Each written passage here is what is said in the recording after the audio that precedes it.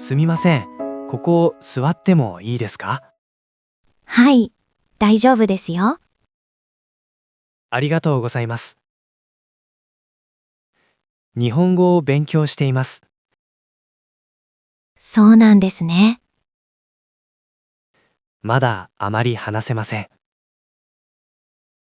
でもちゃんと伝わってますよ。よかったです。お名前は？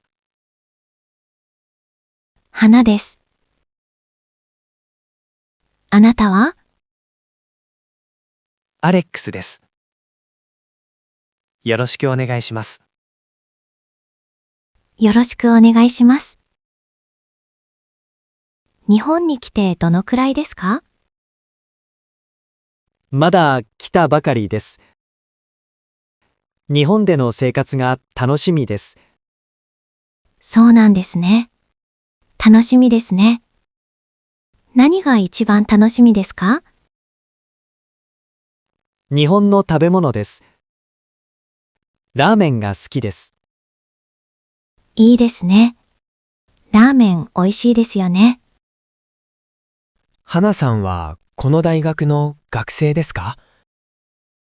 はい、そうです。1年生です。そうなんですね。僕も1年生です。本当ですか？同じですね。じゃあタメ口でいい？うん。いいよ。もう大学には慣れた？まだあまり慣れてない。よく迷う。私もまだ迷うよ。広いよね。すごく広い。昨日も迷ったよ。最初はちょっと難しいよね。授業どう？まだよくわからない。先生の話、全部はわからないんだ。そっか。難しいよね。ちょっと大変だね。でも、少しずつわかってきた。いいね、それ。日本語をもっと勉強したい。わからないところがあったら聞いてね。ありがとう。授業の後、花は何してる？友達と話したりしてるよ。